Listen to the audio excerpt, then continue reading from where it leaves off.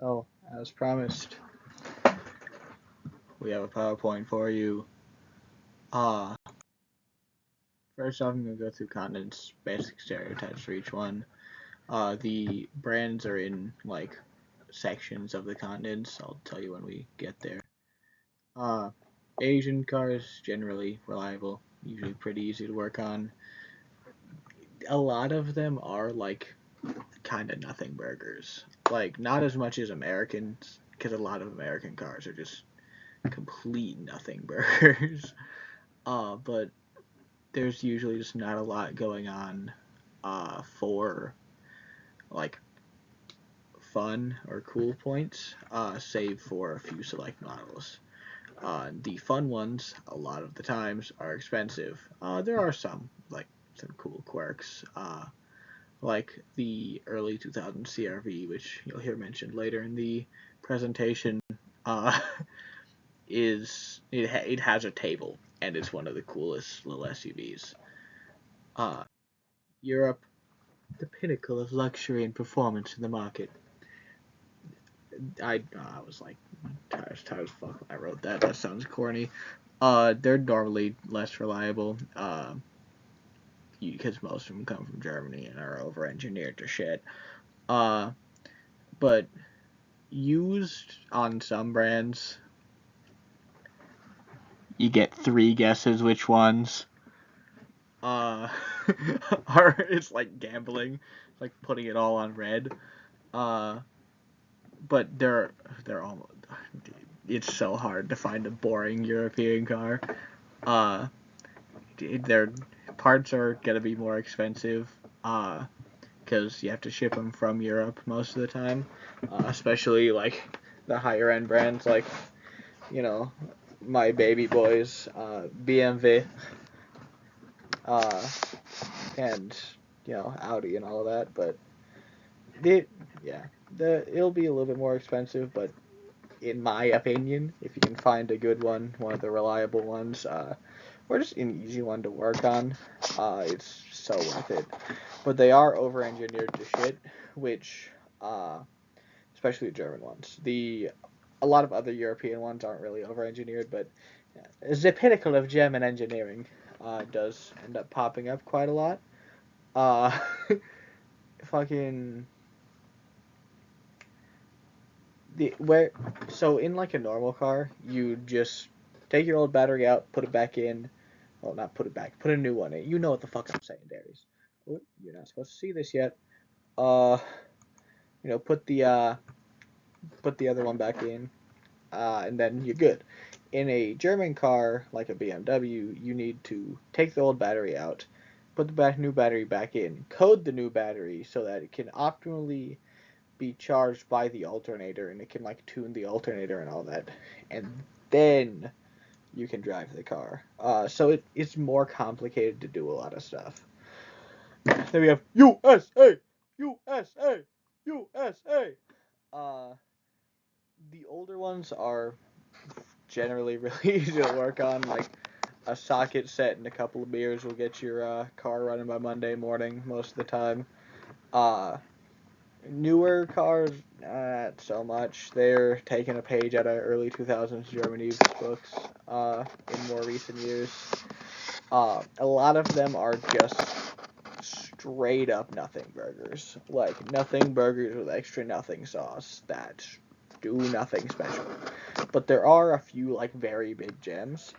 A quirk of American cars is that they're fucking huge compared to other ones. Like an American sedan or like even a coupe is so much bigger than like a European one of the same like weight class. It's so funny. Uh, and there's a lot of like brands that are just sub brands of others that are just same but different, but still same. As Borat would like to say. Now we get into the specifics. We're starting off with Asia, like we did. Seeing patterns, your monkey brain activating, Darius? Is your monkey brain activating? Is it activating? Uh, the Hondeezy. So, Hondas are known for being parts bins, meaning that you can pull basically any part from any other Honda and there's like an 80% chance it fits on the one you own. Uh, a lot of them are front wheel drive, which is unfortunate because front wheel drive fucking sucks. You need to drill that into your brain. Front wheel drive fucking sucks. But they're very reliable, very cheap. Acura, as a sub brand of them, is actually like one of the most peak sub brands. I say one of the most because the most is reserved for in a little bit. You'll see about it.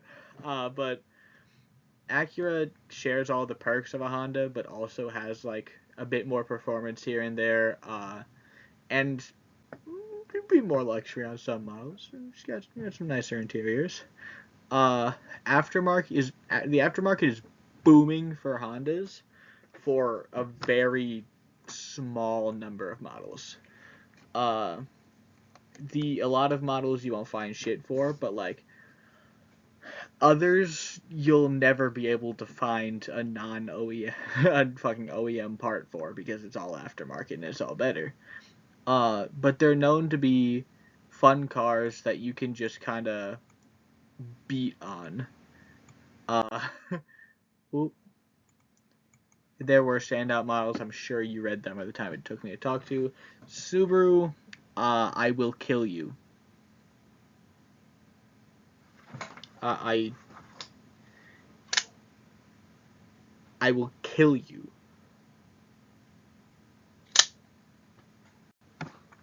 Now we got that out of the way. Mazda. They're fun little cars. They got some fun little cars. They got some fun little cars. A lot of Mazda's cars are less like power junkie type cars and more like just lightweight, sling around the track fun type of cars. There's not a lot going on there though. Like there's not a lot you can get from Mazda that you can't get from other brands, save for the rotary engine, which that's a whole other thing. There's some fun ones, but usually small, low power. Like take a Miata for example.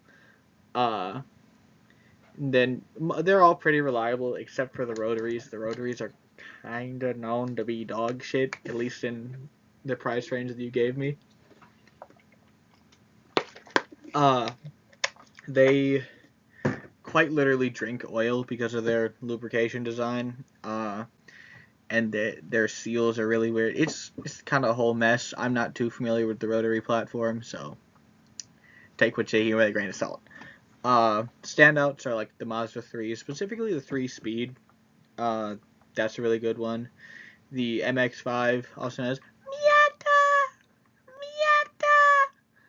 Miata. Great little fun car if you're down for something just tiny and fun. And then the RX-8 is a rotary model, but it's a fun little like it's a 4-door coupe, I guess. It's got like 2 suicide doors, but it's a rear-wheel drive coupe. There's a rotary in it, and it rides to 9,500 RPM. Like, it's a fun ass car. Nissan. You know the horse. Basically German without any of the good sides. They're AIDS. Infinity's alright. Standouts be 350 or 370Z. They're like the sports car models. There's the G35 and G37, the Infinity version of the 350s, 370s. There's not a lot going on with Nissan. I'm gonna keep it a rack and a half. Now Toyota, the classic, the quintessential car. They're notoriously reliable. You and I both know. Even if you're not a car guy, you know about Toyota. You know that they don't break. You know that they break in periods like 300,000 miles. They're in terms of like sportier cars, they don't got much. Like you can sling a Camry around, but there's not a lot going on there. In terms of like off-roady, bigger SUVs, they kind of got the market on that.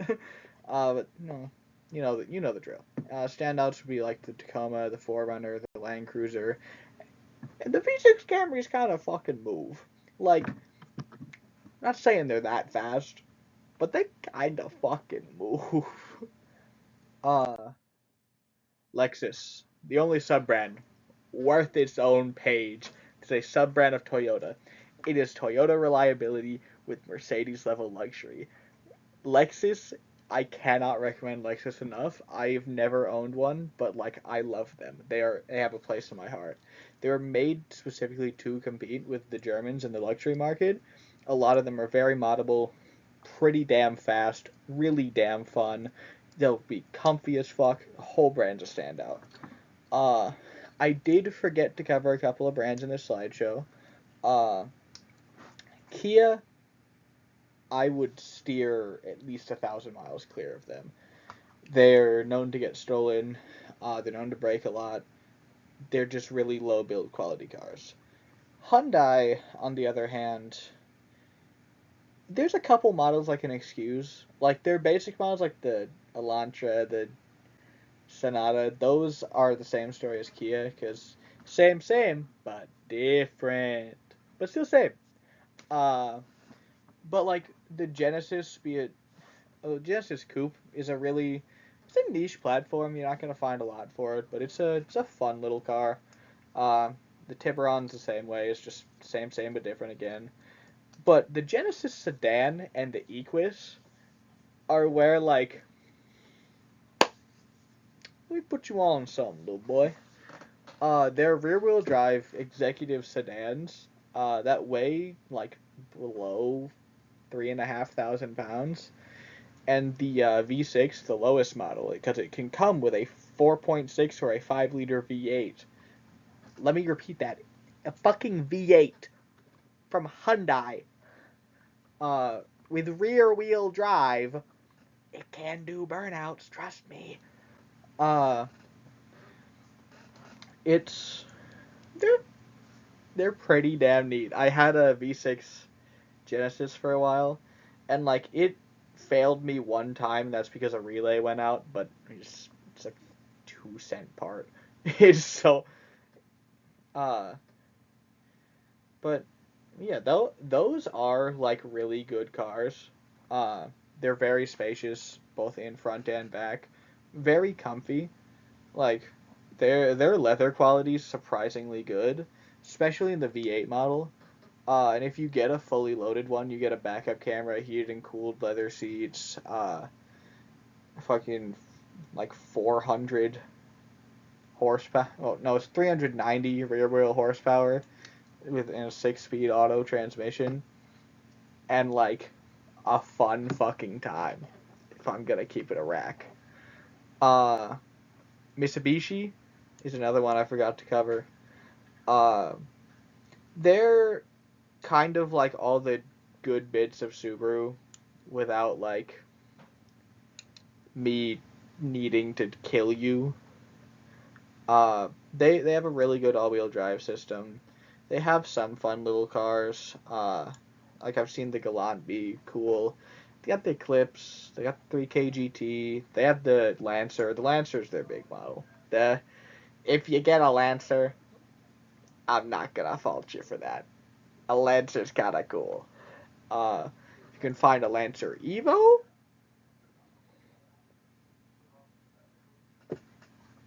I see you. You'll be punching with the big dogs, especially if you throw a little bit of money into it. You can punch up with my level of big dog. Now, now we come to BMW, my baby boys. Uh, I know the most about this brand, uh, for obvious reasons. The 2007 to 2013, like E90 to E60 generation. Well, E90 and E60 are two different things. I can tell you more about BMWs later.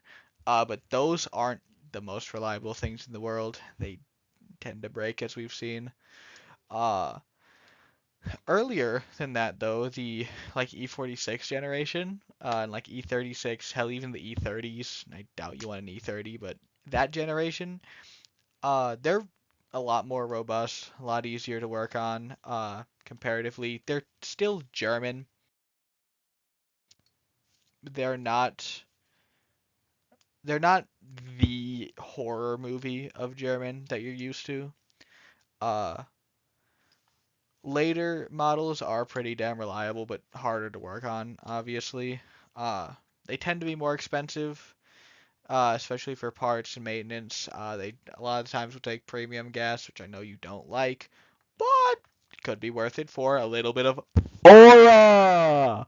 This is where we get into the aura category. You see, aura, very important here.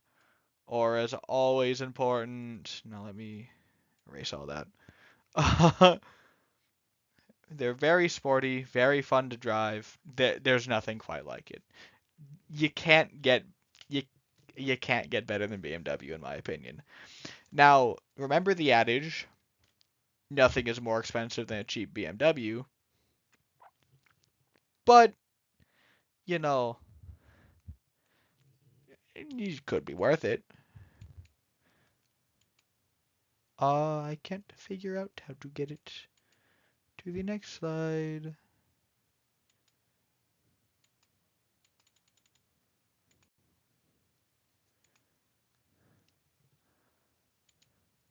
Uh, no, sorry, I had to take a little TikTok break there. My attention span wasn't working.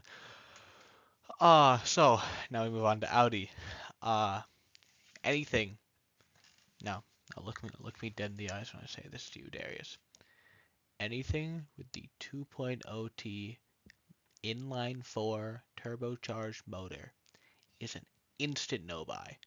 It will blow up on you. You can ask Avery about it. Uh, Audi has the best all-wheel drive on the market.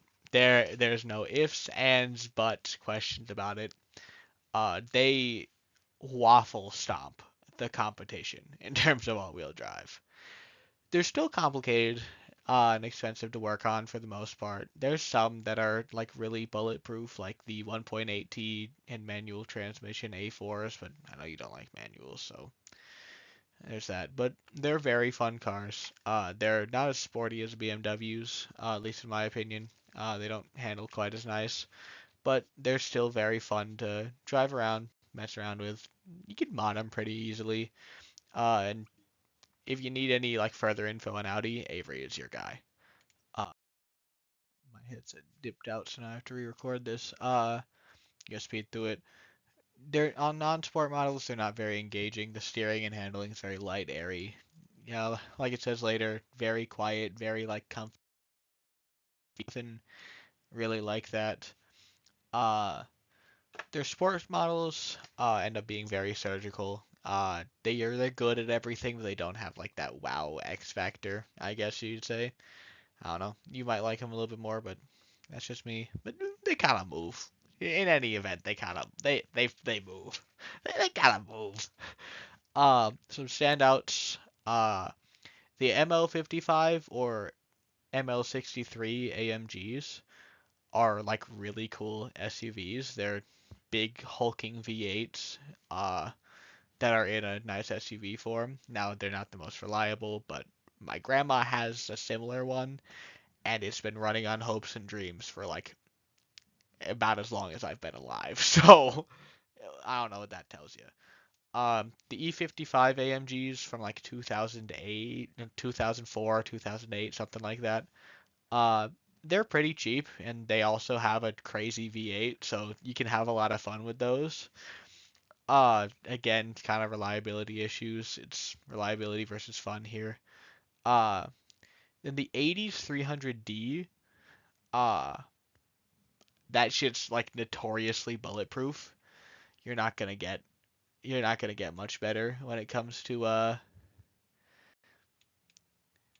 is it just not gonna let me move forward again? God, I think we're working again. So Volkswagen, I can't in confidence very much recommend a Volkswagen. There are some good cars, not many. Uh, a lot of them have a lot of the German downsides without many of the upsides. Uh, they're gonna be better fun wise and interior wise than your average Toyota, but they're they're not my thing. I don't like Volkswagens. You might have a different opinion. I'm telling you, I'm a biased source. Standouts would be like a Golf GTI. Those are hatches. I know, scary word, scary hatchback word, but they look good. They're kind of fast, but they are front wheel drive. The Touaregs, especially the V10 DDI, which is an insane fucking SUV with a diesel V10. And then the Volkswagen Phaeton is really cool. I almost had one instead of the 335. You can uh, you can get them with like a V8 or a W12, and they're Bentleys that are down badged. It's kind of neat. Porsche, be a man. It's a Porsche, pussy. The whole bitch is a standout. In your price range, you can probably get like a 944 or a Boxster. No balls. Be a man.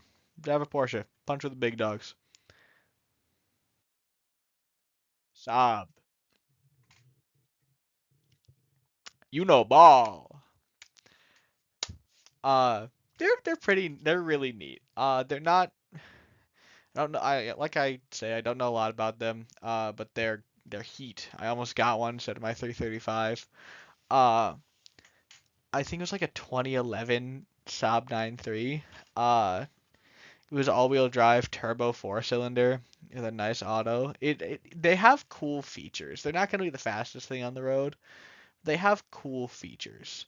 Like the company makes jet planes, and you can kind of see that in their cars. Like you'll see that fucking uh like the ignition is in the center, and like there's a mode where you can just have your speedo, and you get it to a certain point, and then it just like lights up the rest of the speedo. It's all green. They're cool cars. If I would recommend a Saab to you in good confidence. Volvo. Shaped like a brick with absolutely zero aerodynamics, this Swedish shitbox gets launched from 0 to 60 in 2 business days if it feels like it. Uh, they're very, very cool wagons. Honestly, mad aura if you have a Volvo. Uh, the aftermarket is like a drug ring. For a drug you've never heard of. Like it's there is not an aftermarket for these things, but there is. Uh, I've never met an unhappy Volvo guy. Uh, they're notoriously bulletproof, notoriously safe. You can barely break a Volvo. Uh, there are some pretty quick models out there, like the XC70. I believe you can get one of those with a V8 in a certain gen. Fiat, fix it again, Tony. There's like two cars they make in the U.S. There's the 500, which I doubt you want a 500, and then there's the 124 Spider, which I doubt you want a 124 Spider. Let's move on. Alfa Romeo. They're very Italian cars. If there's oil under it, there's oil in it. Uh, it's more about heritage and reliability. They're Italian. But they're really cool. If you can find a cheap example. Uh, Italian cars are they're different. You don't see a lot of them, but they share a lot of quirks with German cars. But they're not quite as over-engineered. Uh, you know, Je- the older ones. Uh, you might be able to find a good example of, but anything newer, uh, in like relative terms, you're not gonna be able to find anything of. Uh, just keep that in mind. Jag. They make notoriously mid cars. Like they're not gonna be fast. They're not gonna be as luxurious as a Benz. They're not reliable. They don't do a lot of things. But they're definitely comfy, and they definitely give you aura. Like you will pull up in one of those and people will think you're a fucking Bond villain. Jags aura. Uh, they're not really cheap to work on. In fact, they're kind of expensive to work on. Uh, they uh yeah, they're not greatly reliable. They're known for a lot of electric issues, which if they were known for mechanical issues more than anything, I could kind of recommend it because it's pretty easy to fix. But electrical is like a beast. But some of them are fucking crazy quick for no reason. Like you can find, there's the XF Supercharged, from like 2013 or something. It makes like 500 fucking horsepower in an executive sedan that's rear wheel drive, and you can find those mad cheap. It's a supercharged V8. Like what are we doing here? uh, Land Rover. They contain Range Rover. Uh, they're also known for electric issues and like some air suspension issues. They're very good luxurious off-road focused SUVs. Uh, some Range Rovers and LR3s are in pretty good condition for like the 10K price range. Uh, for in the big 2.5, like you can find an older Range pretty easily. Which honestly, if you drive a Range Rover, that's mad aura. Uh, Mini, no. Now we're on to USA, USA, USA, USA. Uh, Chevrolet. A lot of the smaller models are uneventful. Like the Cruze, the Trax, any of that shit, they're nothing burgers. Uh, they have a lot of trucks and SUVs that are bigger. Like you can find a Bourbon, Tahoe, Blazer, uh, Silverado, any of that stuff. Even like an S10. An S10 could go hard. They also have the C4 and C5 Corvette that are well within your price range. Be a man, bunch of the big dogs. But it's pretty good overall. There's standout models like I said, like Corvette, Suburban. You can find a couple of Maros, but I wouldn't go for a Maro. Most of them are bought up by the enlisted. And then the Blazer, Trailblazer, they're pretty nice. Eric Rahl had one, if you remember that guy. Ford, found on Road Dead. Uh, there's some pretty nice stuff. I just include Lincoln here. They're basically the same thing. They're not the most reliable things in the world, but you're not. It's not German. We're in American territory. It's not gonna break every 5 seconds on you. Uh, Crown Vics, bad aura. Just don't buy a police interceptor. You will scare me if we're ever in a convoy. Uh, then like you can find like S90, SN97, S197 Mustangs into your price range, and I'm telling you to be a man. Uh, Dodge. The only thing you're dodging is the DUI. Just you got some cool shit there. Like I don't like Dodge all that much. Uh, the Magnum's a wagon, and if you find an RT version, it has a 5.7 liter Hemi V8 in it, which is just it's mad aura. You have a fucking race wagon. GMC. It's meant to be like Chevy, but more luxurious for specifically SUVs and trucks. You can get a lot back done in the back of an Envoy Denali. You can trust me. That was my first car. Get a lot, a lot of shit. Get a lot of shit back there. Cadillac, the executive businessman car. Owning a Caddy is kind of aura. Like, oh yeah, I got a Cadillac. Okay, I see you. You know what I'm saying? Some of them are kind of quick.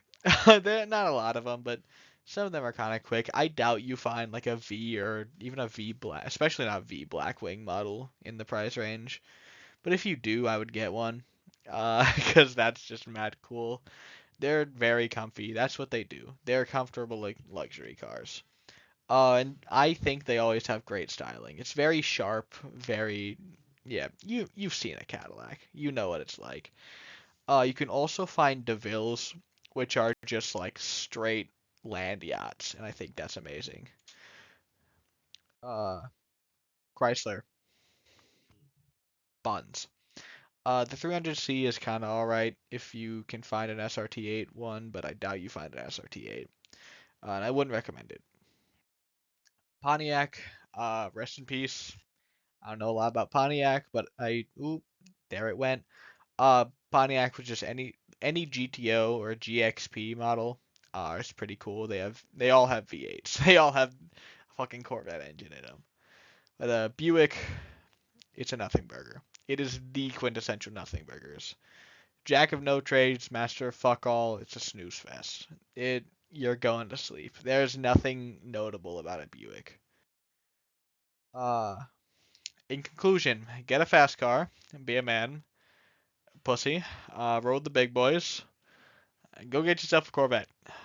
Yeah, that is all. This has been the car slideshow I promised you.